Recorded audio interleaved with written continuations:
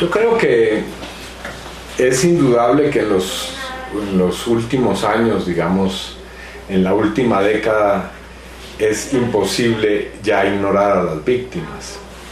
Hemos venido en una progresiva labor de reconocimiento, tanto desde el punto de vista normativo como político, de las víctimas y sus derechos.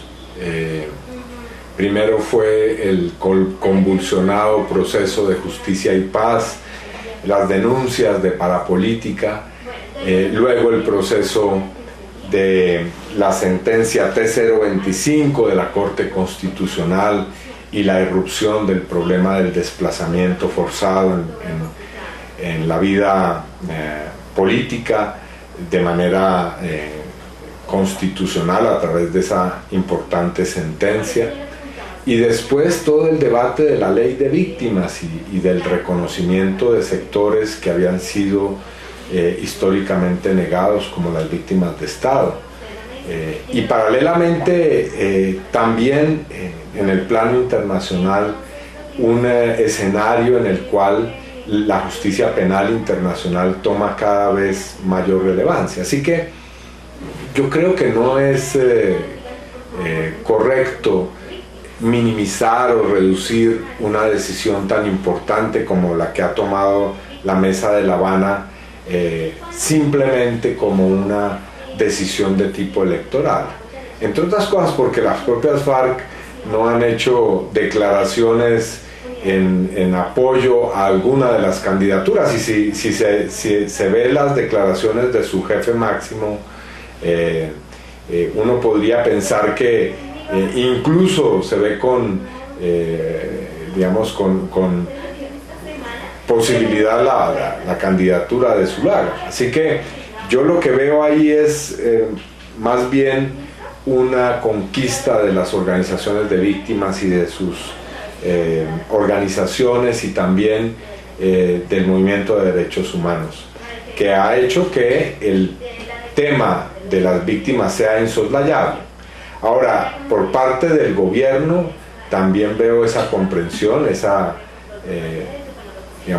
el reconocimiento de que llegó el momento de tratar de manera seria a las víctimas y sus derechos, e igual por parte de las FARC. Creo que en este año y medio de conversaciones hemos venido viendo una evolución en el planteamiento de las FARC sobre este respecto. Yo creo que Zuluaga está maquillando su posición. La posición del uribismo nunca ha sido la de una negociación de paz. Lo que el uribismo quiere es un proceso de rendición bajo la forma de un sometimiento a la justicia. Lo que espera Uribe es que la guerrilla entregue sus armas, acepte desmovilizarse, ir a la cárcel sus principales líderes, y a cambio de eso perdonarles la vida y permitir cierto nivel de participación política. Ese es el planteamiento escueto del uribismo. Así que esta idea de condicionamientos, que se va a continuar en el diálogo, yo personalmente la veo con mucho escepticismo. Lo que veo es una estrategia para continuar con la política de seguridad democrática, para revivir la doctrina del 11 de septiembre de 2001, para desarrollar y desplegar una actividad intervencionista en Venezuela, en Ecuador y en Nicaragua. Sí, por supuesto, y esa diferencia radica en un hecho que es, a mi modo de ver, innegable. Santos ha adelantado un proceso de paz y tiene 3 acuerdos con la guerrilla, tiene una agenda y tiene la posibilidad hoy de llegar a finiquitar ese trabajo. Ha adelantado una labor para explicitar un proceso también similar con el ELN. Así que en el caso de Santos no estamos hablando de una promesa ni de una intención, estamos hablando de un escenario político que se ha construido y que tiene hoy unos acuerdos. pues que no podrán satisfacer a muchos, que serán todavía parciales, pero allí están. Esa es la realidad. Y en cambio Zuluaga representa una doctrina que ya conocemos, la idea de que la única manera de llegar a la paz es mediante la derrota militar, mediante la militarización de la sociedad, mediante la conversión del Estado en una máquina de guerra y de seguridad que puede convertirse fácilmente en un Estado autocrático y que viole todas las libertades y los derechos de la gente.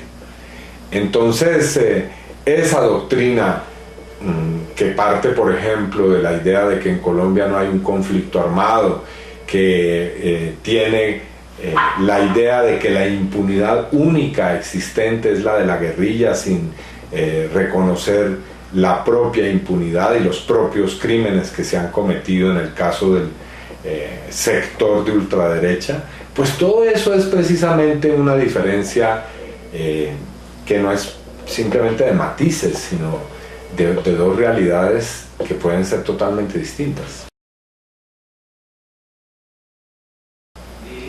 Yo creo que la paz es un bien supremo, en eso estoy de acuerdo, es un valor fundante de la realidad social y nacional. Comparto plenamente el artículo 22 de la Constitución acerca de que es un derecho y un deber de todos los ciudadanos. Creo que es necesario en determinadas circunstancias, digamos, dejar a un lado cierto tipo de contradicciones secundarias para lograr ese bien. Ahora, tenemos diferentes visiones de la paz. Nuestra visión de la paz tiene que ser fundamentada en la justicia social, en la democracia, en la participación de todos sin exclusión, en los derechos de la gente. La visión que tiene Santos es una visión minimalista de la paz. Santos quiere unos acuerdos que salgan relativamente económicos en términos de lo que ha sido esa desenfrenada explotación de nuestros recursos, de nuestra gente, por parte de una élite muy poderosa en Colombia. Pero en esa visión minimalista incluso hay una posibilidad de llegar a ese bien supremo. Ahora, Zuluaga no quiere la paz. Zuluaga quiere la continuidad de un estado de guerra. Quiere que el conflicto se perpetúe y quiere un Estado que no solamente mantenga esa guerra, sino que de alguna manera la exporte a Venezuela y a otros países latinoamericanos, porque la idea de ese sector es romper los procesos que se han venido dando en América Latina. Así que ahí hay dos visiones que son distintas. Y por supuesto en una hay una posibilidad, en la otra no. A no ser que, digamos, ocurra un milagro. Bueno, digamos que puede haber milagros en el mundo, pero no son muy frecuentes realmente.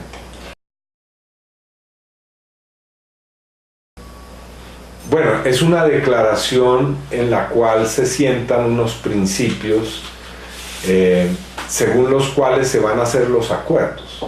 Y creo yo que todos esos principios responden a las grandes necesidades que tienen millones de personas en Colombia. Hay millones de personas que han sido víctimas, que han sido laceradas por el conflicto armado, por la violencia, que han sido dejadas en la miseria, que han tenido que vivir en el silencio, en el miedo, en el terror, que viven todavía esperando el regreso de un familiar. Bueno, para esa gente, para esas víctimas, pero para el país también, es fundamental lo que va a ocurrir si esos principios se plasman en unos acuerdos y esos acuerdos se cumplen.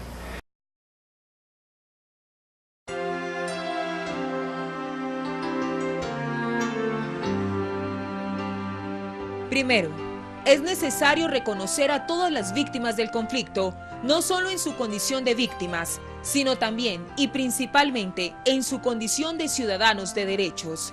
Segundo, cualquier discusión de este punto debe partir del reconocimiento de responsabilidad frente a las víctimas del conflicto.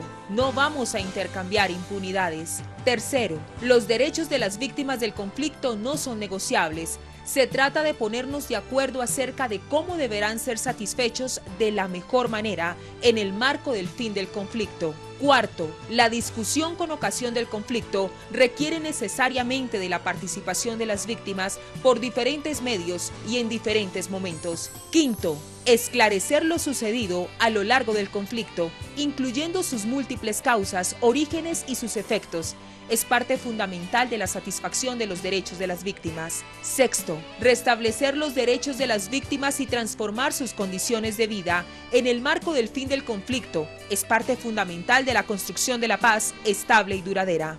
Séptimo, proteger la vida y la integridad personal de las víctimas es el primer paso para la satisfacción de sus demás derechos. Octavo, el fin del conflicto y la implementación de las reformas que surjan del acuerdo final constituyen la principal garantía de no repetición y la forma de asegurar que no surjan nuevas generaciones de víctimas.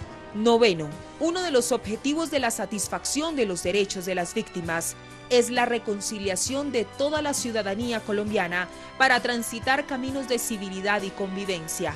Décimo, todos los acuerdos a los que lleguemos sobre los puntos de la agenda y en particular sobre el punto quinto, víctimas, deben contribuir a la protección y la garantía del goce efectivo de los derechos de todos y todas.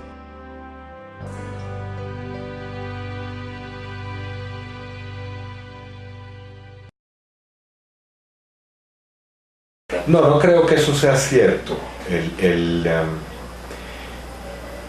El punto 2 o 3, no estoy seguro, dice textualmente: a La Habana no hemos venido a intercambiar impunidades. Esa no es una frase que yo creo que haya que subestimar.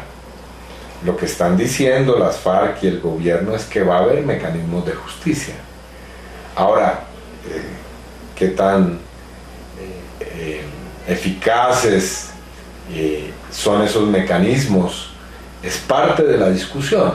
Hay que recordar que también los principios enuncian que las víctimas podrán participar a través de distintos medios y en distintos momentos en esta discusión.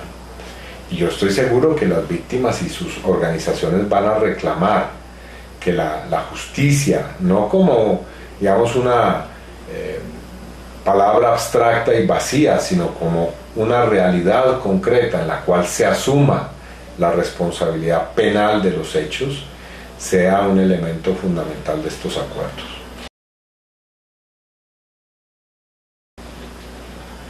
Bueno, yo creo que aquí va a ser necesario no uno, sino múltiples esfuerzos y pasos. Es necesario, y creo que las FARC lo vienen haciendo, reconocer a las víctimas sin justificaciones. Digamos, el reconocimiento debe ser un reconocimiento transparente y directo. Se cometieron hechos horrendos en la guerra. Se debe asumir la responsabilidad de esclarecer esos hechos, de asumir la responsabilidad penal de esos hechos y de reparar y de pedir perdón, por supuesto. Todo eso, a mi modo de ver, está contenido en los principios, en los 10 principios que han sido acordados en La Habana. Ahora veremos cuál es el desarrollo, y yo creo que esa es precisamente la tarea que vamos a emprender. Yo creo que es necesario ser muy responsable en esta decisión. Pocas decisiones en la vida política colombiana han tenido tanto peso para nuestro futuro y nuestro destino como nación. Si el 15 de junio no logramos preservar ese proceso de paz del que hemos hablado aquí, la posibilidad de otro proceso similar con el ELN, sin ánimo de ser apocalíptico ni fatalista ni de aterrorizar a nadie. Lo que le puede pasar a Colombia es que se convierta en una sociedad y en un país inviable, y en que nuestra historia termine siendo una historia fallida, una historia trágica, en la que no logramos construir un pacto que nos permitiera salir adelante. Y yo creo que esa es la reflexión, el peso grande que tiene la decisión del domingo entrante, y creo que hay que votar por la paz. Eso es lo que yo he dicho y lo que he defendido.